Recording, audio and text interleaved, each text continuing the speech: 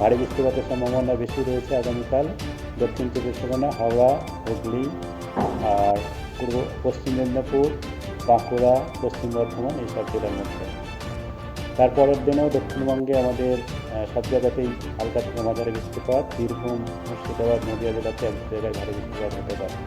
আর উত্তরবঙ্গে আগামী 3 দিনে যেটা রয়েছে সেটা উত্তরবঙ্গে আজ সমস্ত জায়গাতেই হালকা থেকে মাঝারি বৃষ্টিপাত থাকবে। আর জলপাইগুড়ি, কালিম্পং, আলিপুরদুয়ার, মালদা জেলাতে এক দু জায়গায় ভারী বৃষ্টিপাতের সম্ভাবনা থাকছে। উত্তরবঙ্গের বৃষ্টিপাতের পরিমাণ মানে অতি ভারী বৃষ্টিপাতের সম্ভাবনা আগামী 2 তারিখ বা 3 তারিখ থেকে 2 তারিখে হওয়ার সম্ভাবনা থাকছে। আর যে সময় আমাদের দক্ষিণবঙ্গে কিছুটা তীব্রতা কমবে। এই হচ্ছে আমাদের আগামী কয়েকদিনের পূর্বাভাস। কলকাতাতে যেটা মূলত রয়েছে আজকে থেকে কালকে বা পরশু দিন সকাল পর্যন্ত বলতে পারেন, কালকে সারাদিনেও আমাদের কয়েক পশলা হালকা থেকে মাঝারি বৃষ্টিপাত থাকবে। আজকে যে এখন থেকে শুরু হয়েছে কালকেও থাকবে, পরশু দিন থেকে আবার কেবল একটা দুটো স্পেলেই থাকবে, বাকি কয়েক পশলা যেটা বলছি সেরকম হওয়ার সম্ভাবনা থাকবে না, তার মানে কিছুটা কমার সম্ভাবনা থাকছে। আমাদের এখন যে এটা বর্ষাকালের যেটা বৃষ্টিপাতের পরিমাণ যেটা হয়েছে তাতে দক্ষিণবঙ্গে স্বাভাবিক রেঞ্জে রয়েছে, কিন্তু আমাদের পজিটিভ সাইডে রয়েছে। যেটা হয়েছে সেটা হচ্ছে 650.4 মিলিমিটার বৃষ্টিপাত হয়েছে আমাদের 1 জুন থেকে আজকে 28 জুলাই পর্যন্ত। 558.6 মিলিমিটার বৃষ্টিপাত স্বাভাবিক এই সময় হয় এবং 16% বেশি হয়েছে।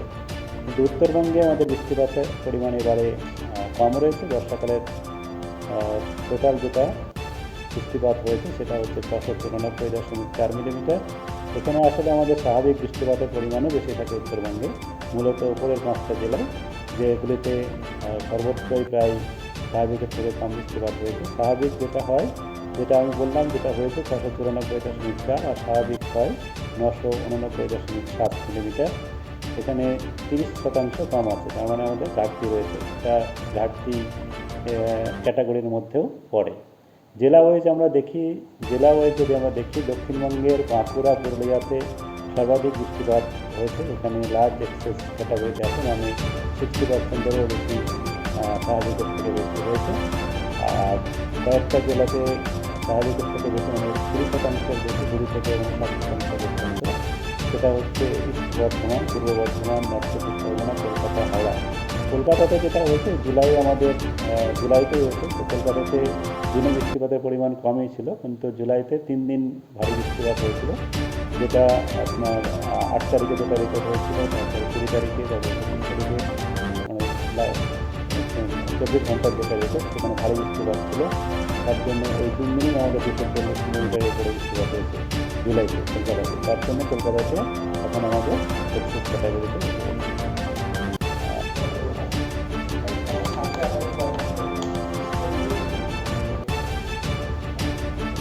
আগামী কয়েকদিনের আমাদের আবহাওয়ার যা পূর্বাভাস দেওয়া হয়েছে তাতে আগামী 3 দিনে দক্ষিণবঙ্গের সব জায়গাতেই হালকা থেকে মাঝারি বৃষ্টিপাত সমস্ত জেলাতেই হওয়ার সম্ভাবনা রয়েছে।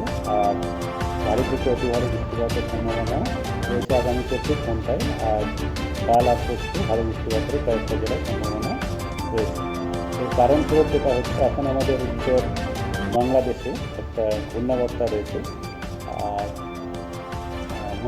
মৌসুমী বায়ু সক্রিয় রয়েছে। এর জন্য দক্ষিণবঙ্গের এই আগামী 3 দিনে যেটা আমি বললাম যে হালকা থেকে মাঝারি বৃষ্টিপাত সমস্ত জায়গাতেই আর ভারী বৃষ্টিপাত এক দু জায়গায় করে হওয়ার সম্ভাবনা থাকছে।